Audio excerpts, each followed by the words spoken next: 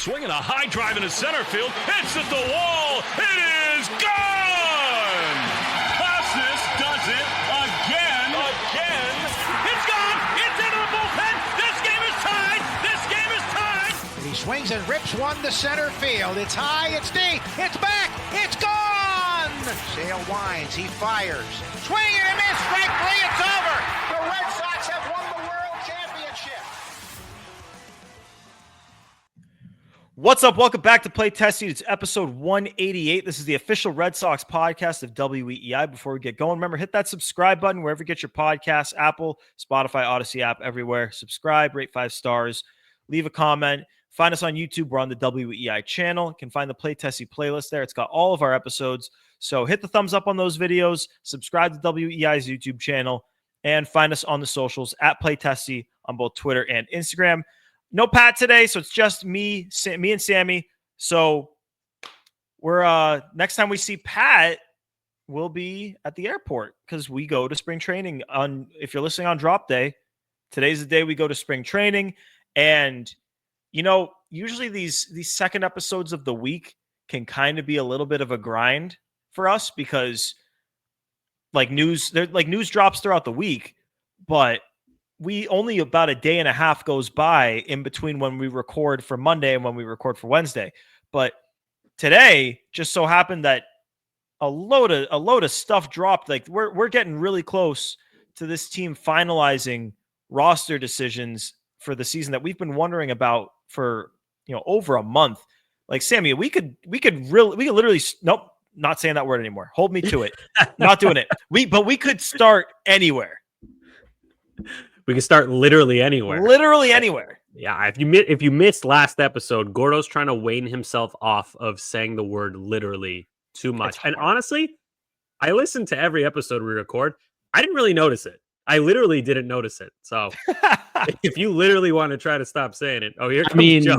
Sammy, Joe's going to be like, Sammy, I'll tell you, he says it all the time. No. I'm going to say all of you guys have that tick. Gordo would literally. Sam, no, not with literally, but just your own little ones. Like Gordo, you say literally a lot. Sammy says honestly a lot, I will say. Does Pat That's have one? Terrible. Pat's got his pregnant pauses. That's his. Yep. That's his. If I say honestly a lot, that implies that when I don't say honestly, I'm lying. So that's bad. I got to stop saying that. We're cleaning it up in here as we go. I'm just telling you, Gordo, you're not in the minority. Everyone has their icks. And you know what? Yeah, it's not just this podcast. Everyone has it, and we've had different ones throughout our lives. I'm trying to. Is another one that I feel like everyone tries to avoid. And I think I've been trying to do that forever and not succeeding. I feel like I also say like a lot. So it's the two L words for me. I gotta get off of like, I gotta get off of literally. But we could literally start anywhere. Here's a good way to put it. Here's a proper use of literally. Literally everyone has something like that when it comes to podcasting. They say too much. There you go. Honestly, Sammy, you're right. Hey, we're doing great. Awesome. So okay, let's just jump right into it. Report today from Mass Live. It seems like Aroldis Chapman is in the lead to get the closer job, which, I mean, I was on Twitter. I am trying to find the word in my head to not say literally, but I was on Twitter yesterday saying that my predictions, and one of them was that Liam Hendriks would get the first crack at saves. I honestly thought that, but at this point now we've got this report that Chapman's going to be in the leader for saves.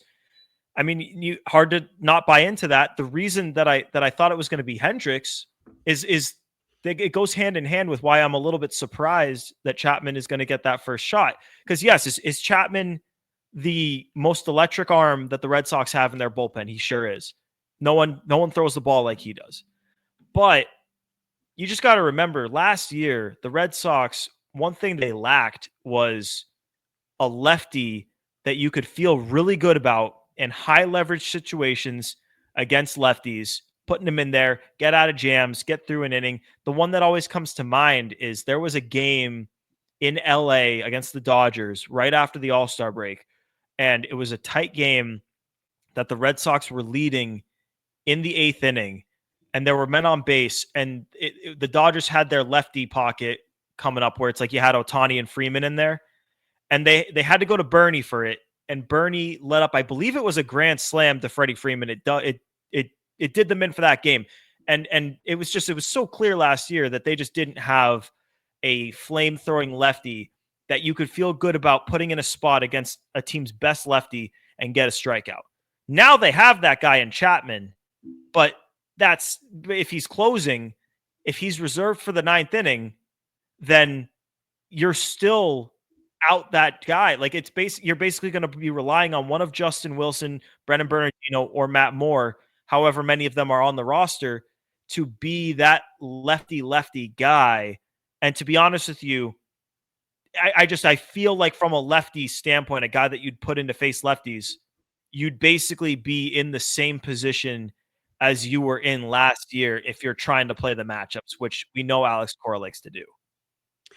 Yeah, and for reference, talking about Chapman's ability to get lefties out in his career, this is 792 plate appearances against lefties. They have a 465 OPS against him. So lefties don't touch Chapman at all. That said, I'm kind of in the same boat as you, Gordo. I don't love limiting Chapman. Maybe limiting is not the right word, but just having him in that specific role where they can't go to him for a pocket, like you mentioned, in the 7th or 8th inning. I'd much prefer have him in that role rather than, someone like Slayton, who I think could be a closer, Whitlock, who I think could be a closer. So yeah, Chapman, not my first choice for closer. I agree with you. I thought Hendricks would have gotten first crack. My second choice would have been Whitlock. I know you prefer Slayton, and I think that both of us would say Chapman's our 4th pick, right? I would have other guys. I would have him as my 3rd just because I really do want Whitlock in that multi-inning role. So I know we differed there, but yeah, he wouldn't have. For me, I mean, my first choice would have been Slayton, and I guess Hendricks is my second choice. But the truth is, like, these opinions, they're going to change the second we see these guys throw meaningful innings at the start of the season. Like if Liam Hendricks is where's he in your choice? You said he would be number 1 or 2. He was. Right now, I think I'm leaning Whitlock. And the only reason I'd prefer Whitlock as closer rather than that multi-inning role is, 1, we've seen him do it, limited, but we've seen him do it, and he was pretty solid. And 2, coming off of surgery, I don't know if I want him going 2-3 innings at a time, multiple times a week. I think that another issue might be going back-to-back starts, but I feel like that's easier. Sorry, back-to-back outings. I feel like that's easier to live with. And having him as closer. So I don't know. There's a few choices we've got, and none of them are really standing out to me right now. And this is why I've kind of been so on the bullpen all off season long. I don't think it's bad. It's just not super inspiring. The depth is good. They just don't have that guy you feel great about in the 9th inning. And if it were 2014, I'd say, great, Chapman. But that was 11 years ago. I don't feel great about Chapman in the 9th inning anymore. And by the way, if you got heart problems and you're a Red Sox fan, it's going to be tough. Chapman in the 9th inning, oh my God. Here's the thing, Sammy, I think results-wise, and like obviously, yes, the process of getting from out 1 or out 0 to out 3 in the 9th with Chapman is going to be probably scarier than it is with anyone else. But in terms of just pure success rate of it, he's probably, I mean, I still think Slayton and probably Whitlock too would maybe convert at a higher rate than Chapman does. But the thing is, they're going with who they think. I mean, granted, this isn't even a final decision. It's just a report as to where they're leaning today. But if they do go with Chapman, it would be a decision of, we're going to go with the guy we perceive as our best arm in the 9th, and we're going to figure out the rest from there. Like, we're going to work from the 9th backward. Whereas if it were me, like, yes, I agree, bullpen roles are important. And Cora has said as such, like, Cora's not going to say Chapman's the closer, but if we've got lefties up in the 8th, we'll throw Chapman there and have someone else close. I don't think he's totally opposed to doing that, like in a very unique circumstance, like maybe that Dodgers circumstance. Like in the playoffs, he would do that. In a unique circumstance, like you just said, he would do it maybe. But I agree with what Cora said. He's going to be regimented. It is important. Yeah, you need You don't need, but I think it's much better to have defined roles. I think these baseball players are such creatures of habit. And this is a generalization, but I think it's a good generalization. It's an accurate one. They're creatures of habit. And if you define these roles, it just makes everything simpler for them. It alleviates the stress. It alleviates the wondering. Keep the same routine every day. Yeah, and same for the fans. It's good if we know who's coming in. Less stress for us, too. And come on, that's important. So, yeah, the whole Chapman thing, I get where they're coming from. I just don't fully agree with it.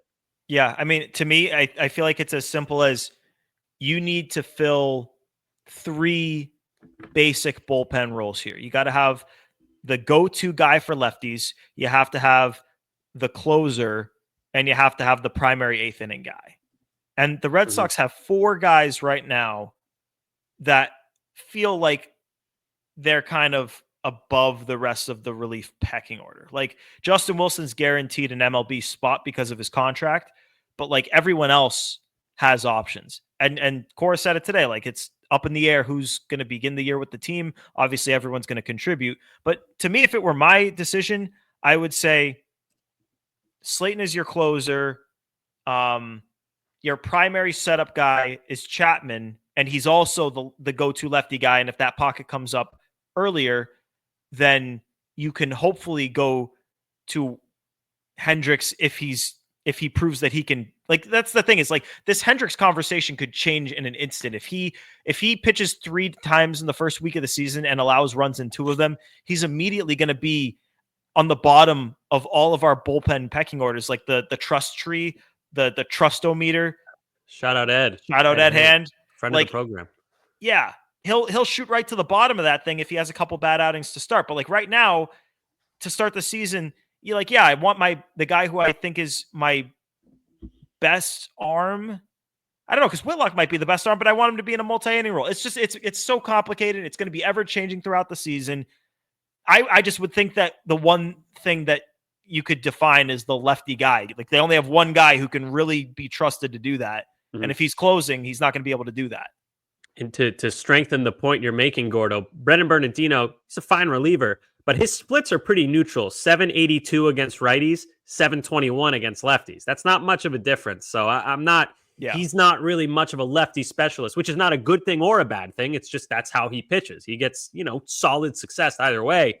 It's just that if you got Freddie Freeman, for example, coming up, you want a guy who lefties hate to see. And Brendan Bernardino, he's not that guy. I mean, he can get righties out too, which is great. But if you're specifically for lefties, I don't know. And then Justin Wilson, who the Red Sox seem to be enamored with, he's hard to break down because he had a bad year in 2024. And he had a bad spring too. Almost positively say that the Red Sox are going to change his pitching repertoire. They're not going to have him throwing his fastball much. Andrew Bailey's already shown us in 2024 that's what he likes to do. And Wilson had a bad fastball. It got hit really hard. So hard to really know much about how he's going to look other than the small sample in spring training. A lot of stuff up in the air with the bullpen. This is why David Robertson still out there, gets lefties and righties out. It's not too late, Red Sox. Chase Anderson last year, you got him late. Sammy, but at this point, like if you sign David Robertson, how many times or how many examples last year did we see of guys who signed super late in the spring and it's like they didn't get a real spring training, so they ended up stinking? Like at this point, David Robertson's unsigned and he's only going to sign if he thinks he's getting his fair value. He's reportedly content to just sit back and not pitch if the right opportunity doesn't come. Like to me, it's honestly even too late. Like you're just going to have to hope to patch it. Like you have to hope that the worst case scenario is you patch it together for the first half and then the deadline comes around and hopefully a guy like Ryan Helsley is going to be available. Maybe a guy like Robert Suarez. There's going to be others like even, I mean, bad example, but Kenley Jansen types where they signed 1-year deals. Obviously the Red Sox won't trade for Jansen, but good relievers will come available. Yeah, even Finnegan. Yeah. Just anyone. Just lengthen that bullpen a little bit more. And I've said this a few times on the show. I like the depth.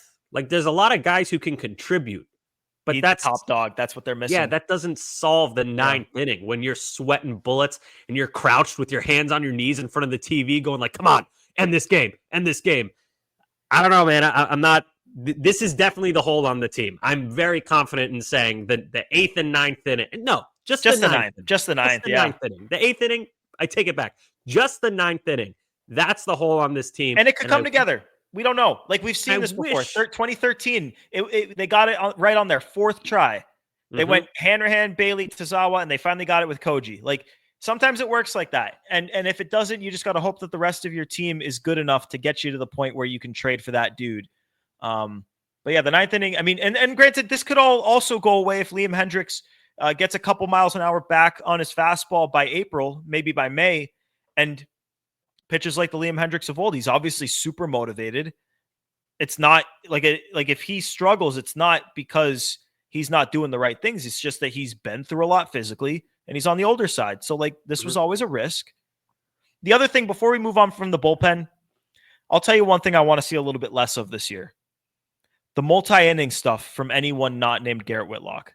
You're already seeing it in the spring training. Like this is how you saw guys like Zach Kelly would run into trouble with this. Greg Weissert would run into trouble with this. Brennan Bernardino would run into trouble with this. These guys are really good in the first inning of work, but then they're asked to go a second. And granted, that's not like an Alex Cora decision issue. That was just where we were because the pitchers weren't really going beyond 5 or 6 innings. Like we weren't getting a ton of 7-inning starts.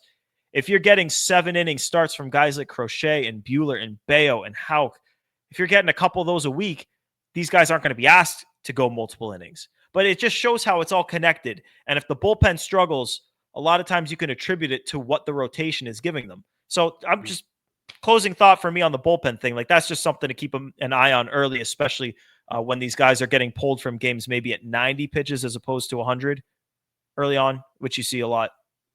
Yeah, it's fair. I mean, I think some of these guys like Zach, for example, who have just electric stuff, I think they could figure it out, become a multi-inning guy.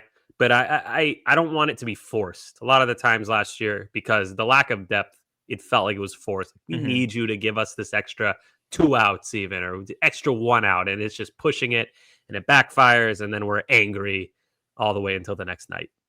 Yep. All right. The other thing that was in that same report from Mass Live, shout out to them for getting all this great info for us, because these are the questions that we've been wondering all offseason. And the other thing was that Kristian Campbell, and we speculated that, based off of the lineups that we were seeing out there, Campbell starting with the regulars, not playing left field anymore. Maybe he was taking the lead for that job at second base, even though, hitting under 200 this spring still is.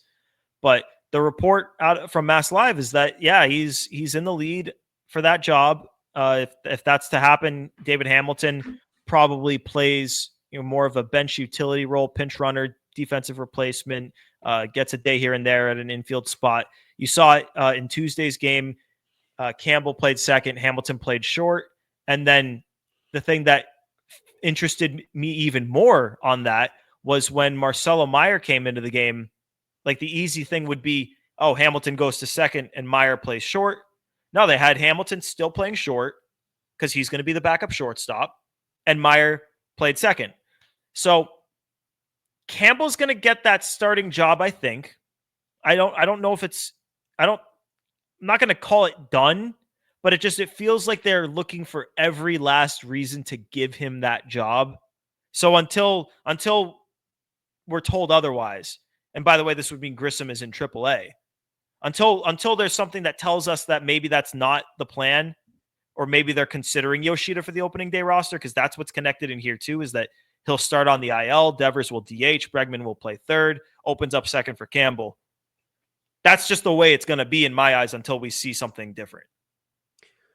Yeah, not a ton more to add to that. Seems like he's in the lead. It also seems like the Red Sox have given him every opportunity to make the team, whether that's as a corner outfielder or a second baseman. You can tell they really like him. He had a play the other day that kind of looked Robinson Cano-ish, like a larger second baseman, just slinging it, getting way ahead of myself. That's one of the best second basemen of our generation. But it's cool to see the Red Sox develop a guy like Campbell.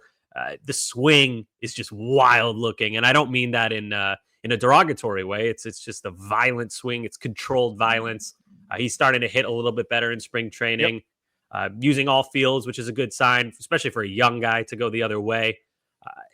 excited. I'm excited to see it. I hope he wins the job. I'm rooting for him. He by far has the most upside out of any of those guys, him, Hamilton, and Grissom. So it'll be interesting to see. You can tell the Sox like him, and yeah, we'll see where it goes. He's definitely in the lead right now, and that's kind of a quick change. I think we all agreed that Hamilton kind of sort of was in the lead last time we discussed this, but it was something changed. I don't know what it was. Like, snap your fingers, and Campbell stopped playing left field, and it wasn't like because he started playing better. It's like if they both perform at the same level in spring training, there's no shot they give it to Hamilton. They're giving the job to Campbell, and we get why. The ceiling is just gigantic. And it's not even like you can platoon it, because if Kristian Campbell is on the team, he's not going to only face lefties. No, he's playing every day. No more platoons. Does this team have any platoons? I'm thinking right now. No.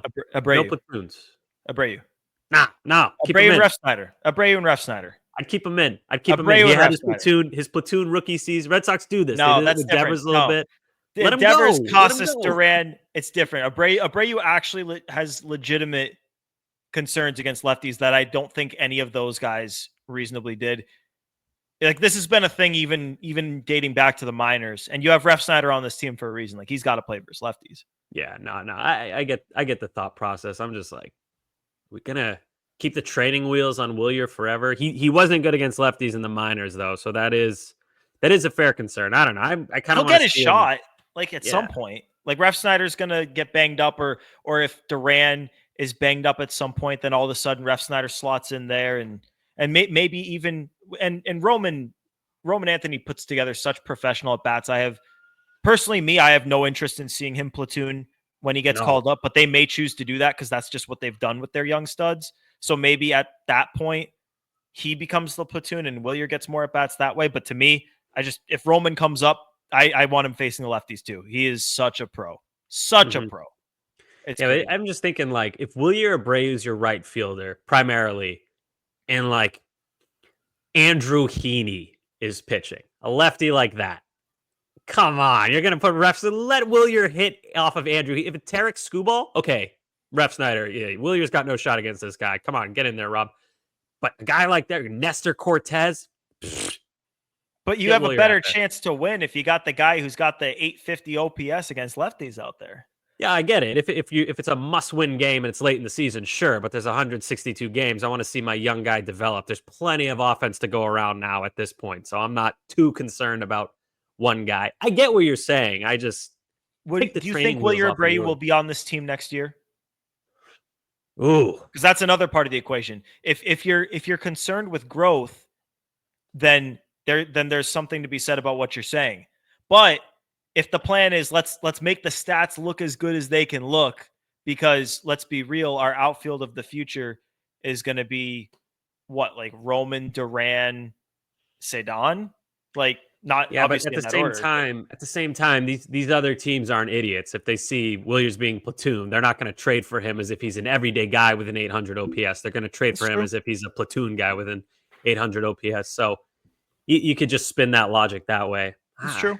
But the numbers, if he has, like, because people forget, like, he had a brutal finish to the season. He was rocking around like an 830, 840 OPS late in the season until they all fell off the map at the end. Like, that bummed me out so much. I wanted to be able to say Gold Glove right fielder with an 800 OPS, but I can't say that now. But this is, herein lies the tough choices that a manager has to make. Like, do you want to take the training wheels off of Wilyer Abreu, let him face some of these lefties, or do you want to increase your chances to win this specific game with Rob Refsnyder, who crushes lefties? Choices. So back to the Campbell thing, and it all connects. Like, this is we have conversations about different roster topics, but they all end up connecting anyway. So you always end up having the full-fledged conversation. But let's go to the Yoshida aspect of this, because by putting Campbell on the roster, which we expect them to do, they're going to play Bergman at third, which again was expected because he hasn't played an inning of second base. That means Devers is going to DH, and we'll see how that goes and if he has anything else to say to the media on that, especially early in the season. But it means that Yoshida, and Cora said this today, he's likely to begin the season on the IL, even though, we're watching him hit over 300 in spring training. He hit a home run today that he pimped the shit out of. Just another Yankee Yoshida against the Yankee bomb. Like, curious about your take if it's changed, but my take continues to be, I think the Red Sox best offensive team is with Yoshida at DH, Devers at third, Bregman at second. And to be honest with you, I don't think it's a better defensive lineup, but I don't think it's as much worse defensively as you would think, just because I know Campbell had a good day defensively at second base the other day, but throughout most of the spring, it's been, well, hopefully he can, get better at the position. So it's not like you have like this studly defensive infield by having Bregman at third and Campbell at second, just like you wouldn't have a studly defensive infield by having Bregman at second and Devers at third. So if it were up to me, Yoshida would be in the lineup and Campbell would make his debut when he gets hot, which in a perfect world, you let your prospects debut when they're on a hot streak in AAA or in spring training. I know Campbell's been a little bit better lately, but like, to me, I would want to see him crush AAA for a week, and then once he has that week, I bring him up. Yeah, totally fair. I think you nailed it with Yoshida at DH, Devers at third, Bregman at second. That's by far the Red Sox best offensive lineup right now to start the season. Who knows what Kristian Campbell looks like?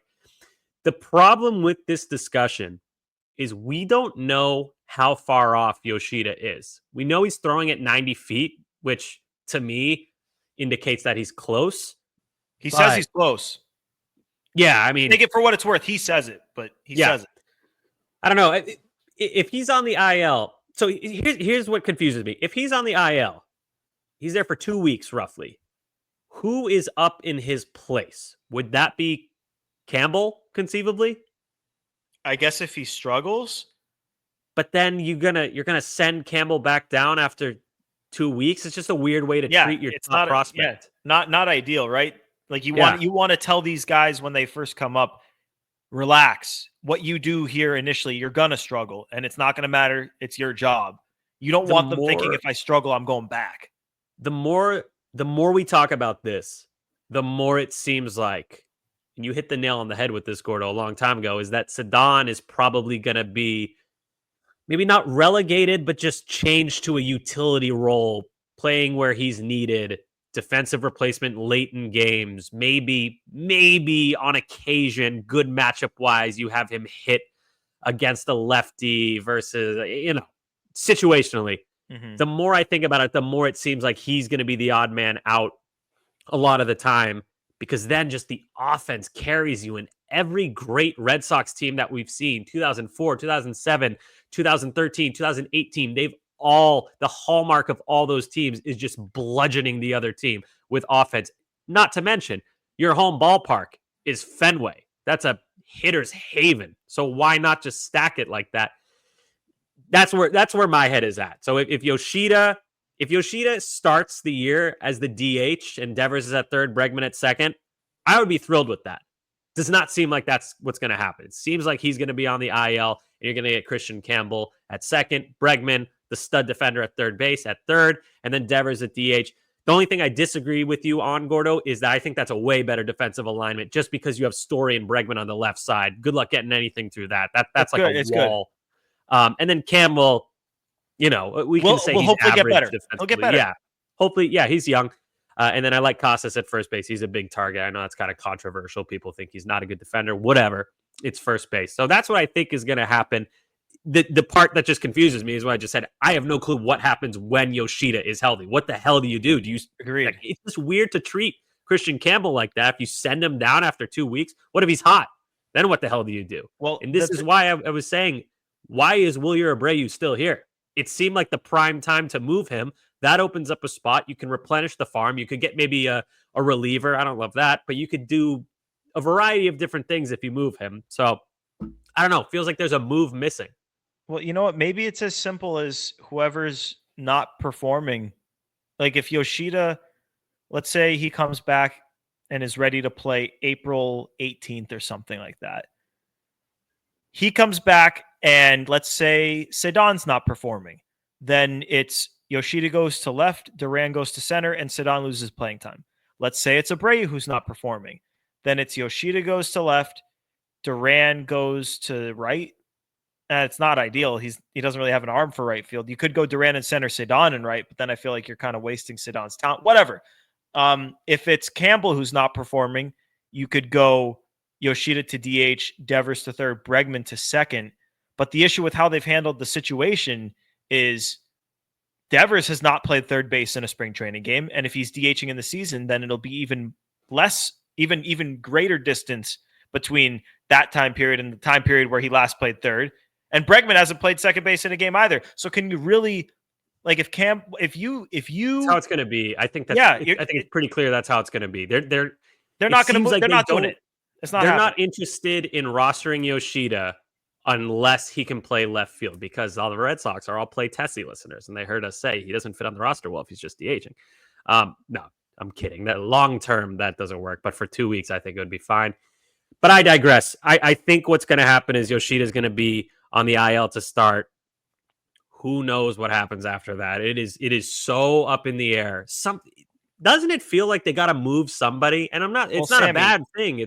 We've seen shit like this before. Like I'll bring it back 2 years, and I'm trying to remember everyone who was involved in this scenario. They had a logjam of bad second baseman, or maybe it was bad shortstop. No, it was bad second baseman, I think, or maybe it was just bad middle infielders. And I'm going to try to remember everyone off the top of my head. Kike Hernandez, Christian Arroyo, Pablo Reyes, and someone else. It may have been Valdez, but I want to say it wasn't. I had forgotten about Valdez until you said that. Yeah, I know. He's here. Literally, nope, not saying that. Dahlbeck. No, he's not who I'm thinking of. I mean, I know he played some there. He played short. Oh, what's his name? Korean? What was his name? He was massive in the WBC, or maybe he's Chinese Taipei, actually. Yu Chang was from Taiwan. Yu Chang. That was the other one. And it was basically like they can only roster 2 of these guys, but they kept kicking the can on the decision down the road, because every time one of them was ready to come back, another one would get hurt and just go on the IL. And then it would be like, all right, today's decision day. Someone's got to go. And then it's Christian Arroyo has a jammed thumb. He's on the IL. And someone's got to break their leg. Yeah. And then eventually they traded Kike, and eventually they DFA'd Arroyo. But like, we thought those decisions were coming in June, and they didn't come till the end of July, and in Arroyo's case in August. So that's probably what's going to end up happening here. We keep thinking like, okay, it's decision time. We're going to have to get like a consistent lineup out there. And who knows? Like maybe the decision time won't happen until like the All-Star break because of circumstance. Much easier to move guys around like Kike, Arroyo, Yu Chang, Valdez, rather than Bregman, Yoshida, Campbell, Roman Anthony. So I hear you. It's I don't know what would be the thought process behind not capitalizing on Wilyer Abreu. You know what this feels like? This feels like when, and I don't mean this in a mean way, when Dahlbeck had a really good 2021 and you knew Tristan Casas was coming and he's a much better prospect with a much higher ceiling, and the Red Sox were like, no, we're going to keep Dahlbeck rather than selling high. I don't think Wilyer Abreu is going to fall off of a cliff, but I think Roman Anthony undeniably has a way higher ceiling than Wilyer Abreu. And I think right now, if the Red Sox were to move Wilyer Abreu, you could get some good value for him. Maybe someone like Suarez. And I'm not like, I know it's much more complicated than that. It's not a who says no. We're not calculating the money. I'm just saying you could get a guy who can help your team now, or you can replenish the farm system, which is taking a hit. Still strong, but it's taken a hit with the loss of Montgomery and Teal, etc. So it's a great comp. That's a really good comp. Thank you. It's a great, and I agree with you. You said the caveat that like, yeah, Abreu is not going to fall off the cliff that Bobby fell off of, if anything, because he's a great defender, and that's not going to just go away. Like, yeah, Abreu's got a strikeout issue too, and hopefully that's something that he's better at this year. But yeah, it's a great comp, a guy coming off of a good first full season, but you've got the superstar prospect behind him, and you know he's going to play that spot, so why not sell high? What they didn't sell high on Bobby, and so that bit them in the ass because they didn't. Hopefully not selling high on Abreu. Hopefully he plays super well and you can sell even higher. I don't know, but you're right. It's a very similar circumstance with maybe not as much downside, but it is the same exact thing. Agreed. Yeah, not as much downside. The Red Sox Heimblum era to now have felt a little too conservative with stuff like this, where they're afraid to get, bitten on the ass. If you move Wilyer Abreu and now he's a perennial Gold Glover with an 800 OPS, like that could happen. But you have Roman Anthony. You're still doing fine. And you should get good stuff. It's like if you get good, like we don't give two shits if Kyle Teal and Braden Montgomery turn into studs if you extend Garrett Crochet and he's your ace for the next 6-7 years. And that could be the next turn into studs. I hope they're good. Yeah. It makes me feel better about the Red Sox development and their scouts and everything. So, yeah, man, I don't know. It just feels like they are one move short. And, it's a lot better to be one move short because you have too much talent than one move short because you don't have enough talent. But still, the logjam it's a good problem to have, but it's still a problem. Yeah. And I just talked about the crochet extension thing as part of the caveat here. That's the next thing we should get into really quick before we move to Nuff Said, before we get on out of here in our final podcast before departing for sunny Fort Myers. Cannot wait. The fly. Going to be so good. Spirit Airlines calling our name. Let's go. But Bradfo, our guy Bradfo he spoke to Crochet today, or maybe it was yesterday, and then he wrote it today. And it looks like he did some vetting for some Red Sox sources as well. Maybe I don't know who he talked to. It looks like he's got some intel in here, and I'll read the part of this article that caught my eye, because obviously the premise of the article was that Garrett Crochet is not going to negotiate his potential contract extension during the season. So opening day is the deadline for that. But here's what Bradfo wrote. He said, if Crochet does what most in baseball think he will do this coming season, the price tag will likely blow past every other starting pitcher in baseball. But from the Red Sox point of view, there's the opportunity to try and siphon some certainty by waiting out what would be Crochet's second full season as a big league starter. In other words, the motivation and approach might be a bit murky from both sides considering Crochet's complicated situation. I think that's batshit crazy to even think about waiting a year on this. To me, I think that's batshit. Yeah, that's awful. That's what would be okay. Let's think about this. What would be the best case scenario? Because if Crochet pitches poorly, his price goes down, but then you don't really want him because he pitched poorly. If he pitches well, then you're kind of looking at a Yoshinobu Yamamoto contract. Right. And that's crazy money that, there's no salary cap in baseball, but we know how John Henry has operated over the past few years. What the fuck? Why would you not extend this guy right now? What could possibly be the reason? And if their reason is to siphon out value, I will lose my goddamn mind. I mean, the thing here is the reason I think it's so crazy is, yes, the price, if Crochet has a good year and he's not going to negotiate in the season. So if you get to opening day, you're getting to next offseason. And when you get to next offseason, you're a year away from his free agency. It is really, really hard to sign guys to extensions a year away from free agency. You pretty much have to pay their market value to get them to forego free agency, which is, it's to your point, Sammy, the Yoshinobu Yamamoto contract. That's where this could get to. You could get him for like less than half of that today by just taking on a little bit of risk. My hope here is that this is just posturing. Like, you remember, like a few days before they got Crochet, the reports were that they weren't even in the running for him and the White Sox had eliminated them. Like, that was a report. Like, we saw they weren't that interested in Bregman, and then, look, they ended up with Bregman. So hopefully this is one of those things where it's like, oh yeah, I mean, we're content to wait, and Crochet's side saying they're content to wait, and that's kind of a negotiation tactic. And then all of a sudden, 2 days before opening day, snap your fingers, they're in Mexico, bang, contract extension done. I forgot we told you that we were going to wait. Whoops, didn't wait. But if they do wait, very dangerous game, because if I'm Garrett Crochet, I know he says opening day is the deadline until next offseason. For me, if I'm Crochet and I don't sign an extension and I have a great year and come in the top 5 in Cy Young voting, I'm sure shit not signing an extension next offseason. I'm going to free agency, hitting free agency at age 27. As a starting pitcher in the year, 2027 that'll be. And here's what gets lost on a lot of people, I think, is Crochet going to free agency means that all these teams are going to be bidding on him, which means that he'll get that quote unquote overpay. Right now, I think the Red Sox could get him for a lot, but for, market value, you could call it. He goes to free agency. I don't know how good I'm going to feel about the Red Sox odds of retaining him. And at that point, why did you even trade for him? If this is a 2-year rental, the hell are you doing? What I think is going to happen. Yeah, that's nuts. That's a terrible asset management if they do that, barring them winning the World Series in 2025 or 2026. And even so, you could still argue like, well, could have done that with XYZ. Here's what I think is going to happen.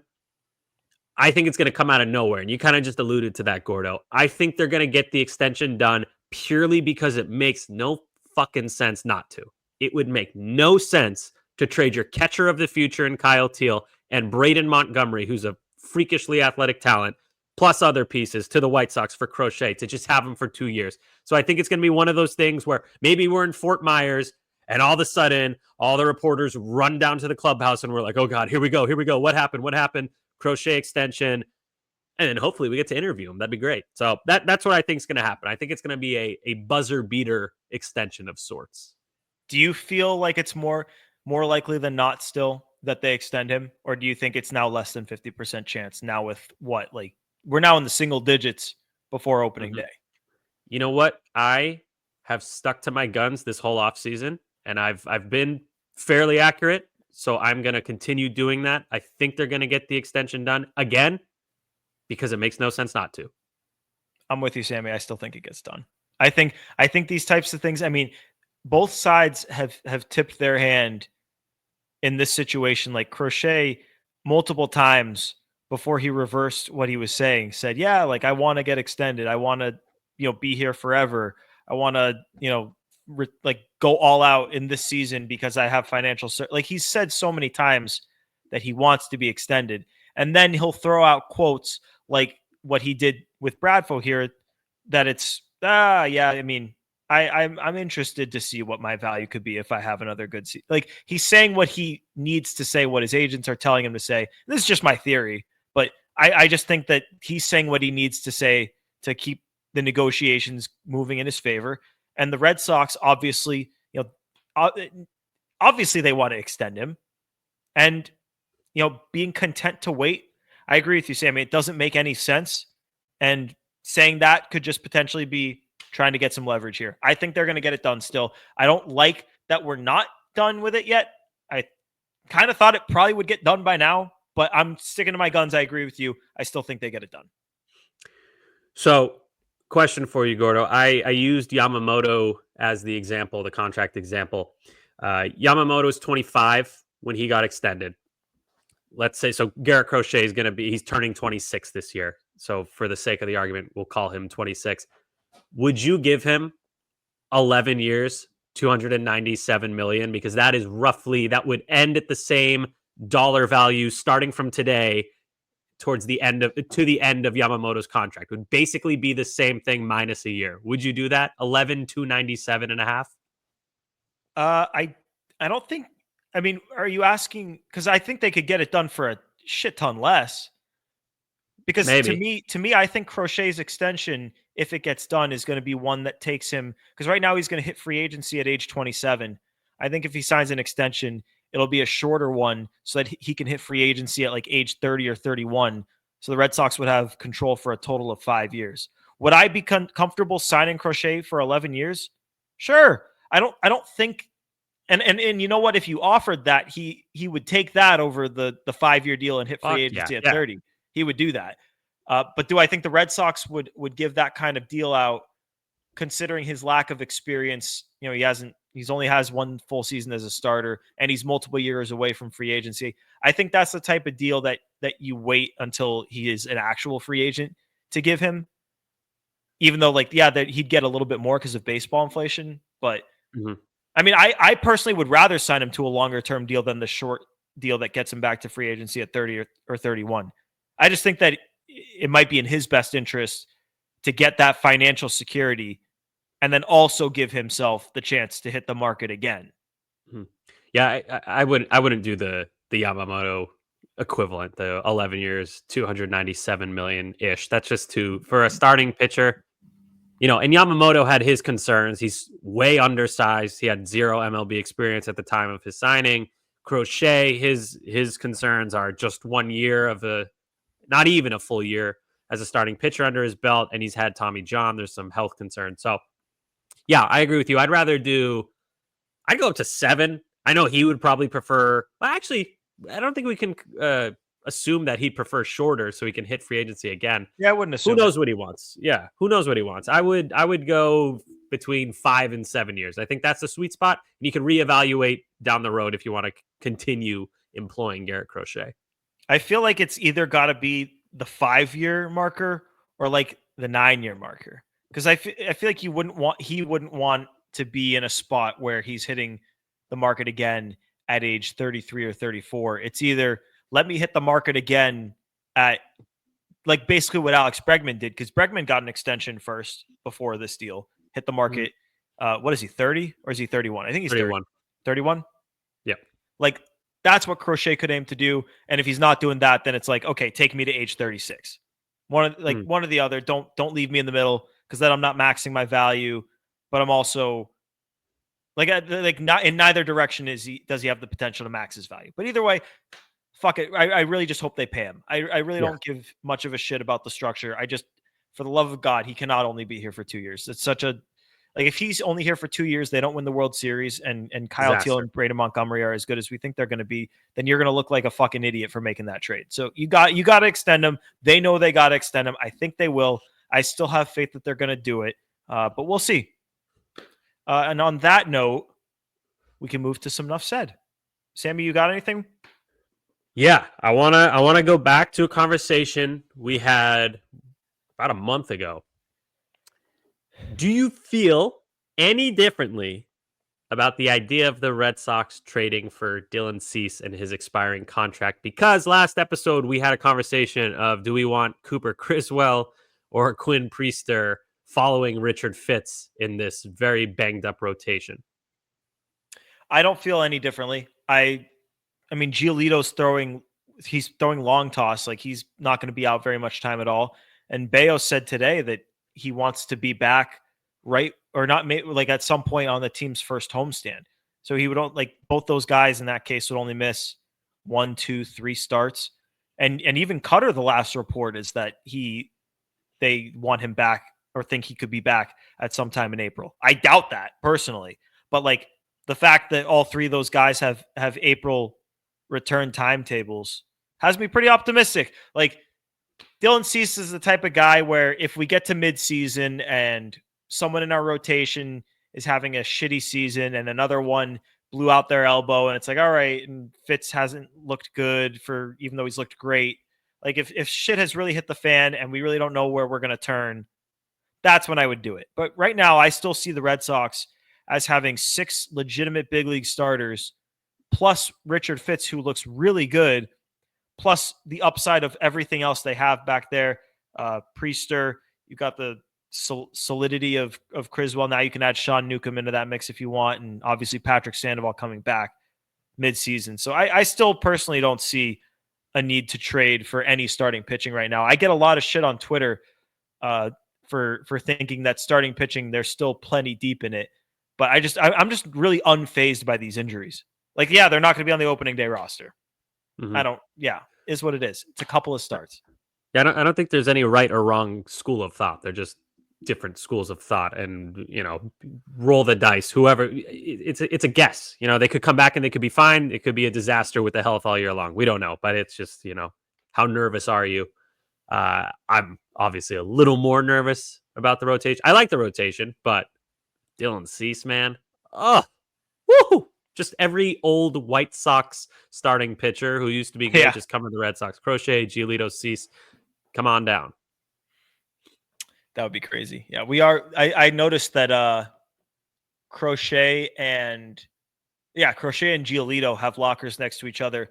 And I don't know if Hendricks is right next to them too, but White Sox. And then we just had Chris Sale for years. So White Sox is the best farm system for the Red Sox. It's like the White Sox are the Red Sox farm system, and then the Red Sox are the Dodgers farm system. And then those guys win the World Series out there. All right. I don't know about that. All right. Yeah, well, we don't have to talk about that. All right. I'll do my enough said. What you got? Just a quick congratulations to our big Poppy. He got engaged last night as we're recording this. He got engaged last night. Nice little video of him on one knee. Pretty sure the lady he got engaged to is the lady that he may or may not have gotten shot over. Like, wasn't she like the love, the drug lord's girlfriend? So yeah, the love is stronger than oak, and they're gonna be bound in holy matrimony, and we're just happy for our guy, and peace, love, big Poppy. Yeah, stay safe, man. I don't know. I don't want to wade in those waters, but yeah, congratulations, Big Poppy, my fave athlete of all time. Go Sox, if you're asking me. Yeah, go Sox. Shout out Big Poppy, Hall of Famer, Red Sox legend, all-timer. Maybe arguably the greatest Red Sox of all time. Obviously, statistically, you're going to go with Ted Williams, but in terms of impact, yeah, but Gordo, can you imagine how much more WAR he would have accumulated if he played first base rather than DH? He would have been exponentially better. Listen, man, he made the Hall of Fame as the DH. That's something in its own right, man. They said it could never be done. He the first, or did Edgar get in? Is Edgar in? Edgar, yeah. Edgar's in? Okay. He was really fucking good, and it took him way too long to get in.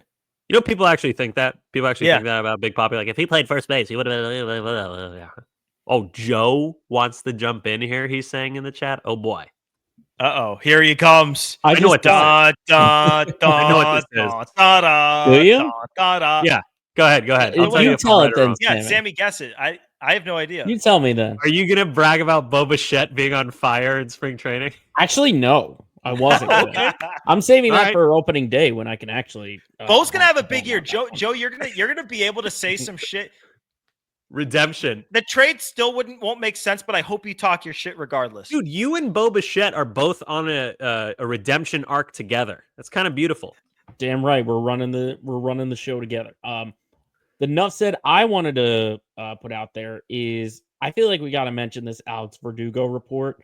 How he's gotten no major league offers.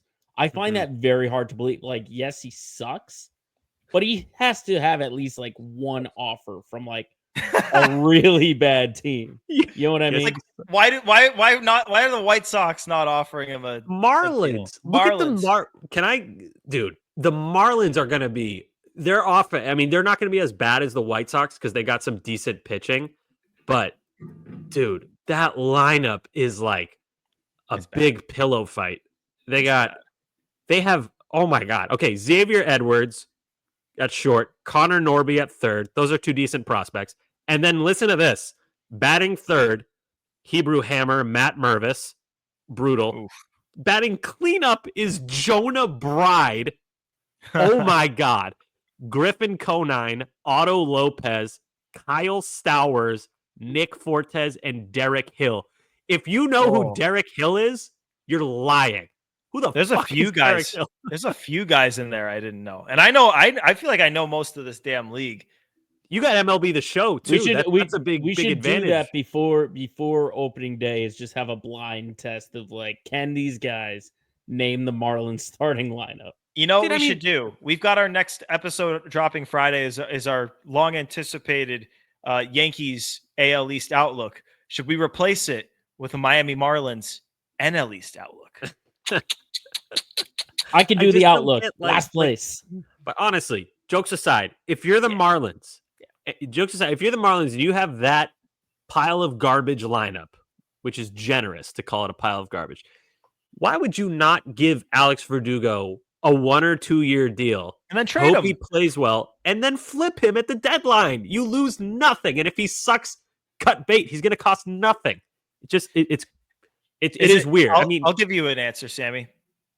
Is it possible that the word got out maybe I think word might have gotten out. Yeah, maybe these teams just don't like the good teams don't want him because he's not that good, and the bad teams don't want him around their young guys that they're trying do to grow. the chains and like the bling. I think Jazz Chisholm is the floor for doing that stuff. Like Jazz Chisholm is like just good enough to get away with all the bling and the chains and everything. Alex Verdugo is not good enough to do all that. He has to wear a polo to the ballpark next time he gets signed by a team and like be more buttoned up. And then when he starts playing better, then you can bring back the chains and shit. You're not Fernando Tatis Jr., buddy, Yeah. but there's also really, some like shit. Like there's some shit. Like corner outfield, he's a great corner outfield defender. He doesn't strike out. He usually hits 30 doubles a year. Like you could flip him for something at the deadline. Come on. maybe he'll be motivated. I don't know. It's just He doesn't suck enough to be jobless. Maybe in a yeah, couple of I years. agree. He deserves the job. I will Gordo, you mentioned him being motivated. If you weren't motivated with the Dodgers, the Red Sox, or the Yankees, Fair. I don't know if you're going to be fired up to play for the Miami Marlins. Yeah, you're right. No, and him in Miami would be a all out. Like he would just be Miami Doogie. Like if Doogie is this in Boston and New York, what's he going to be in Miami? Like Miami Doogie going to be a different animal. That's something we've never seen before. Like Yeah, I thought he was going to And go to add some Cleveland. shades to all those chains he's wearing. I thought Cleveland was a good fit for him because they like defense and contact, like guys Oh, like and there's- Stephen Kwan. and there's nothing to do in Cleveland. It would be great. No, he'd be at the Rock and Roll Hall of Fame once Every a week. day. Yeah, every day. Fuck it, Every every day. day. Every day he's having lunch at the Hard Rock Cafe and he's just hair rocking down out to to his like shoulders. He'd be like, "Yeah, listen live to at the Rock Rolling and Roll." Stones. Like He'd go to the Browns games and be like, "Man, I'm depressed. This is sad." and that'll keep him in check and he'll hit 320, win a Gold Glove. Yeah, All you said can and go done. watch the Celtics beat the Cavs in 5 games up close and personal. It'd be great. Oh, good stuff. Joe, I'm glad you brought that up. Thank you for doing that. But we got to wrap there.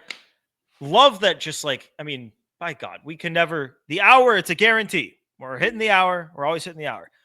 But we appreciate you guys tuning in to episode, what is this, 188? Do I have that right? 188? 188. Play Tessie. Remember, hit that subscribe button wherever you get your podcasts. Rate 5 stars. Find us on YouTube on the WEI channel. You can find the Play Tessie playlist there. Has all of our episodes in video form. Hit the thumbs up on every single one of those and subscribe to WEI. Find us on the socials at Play Tessie on both Twitter and Instagram.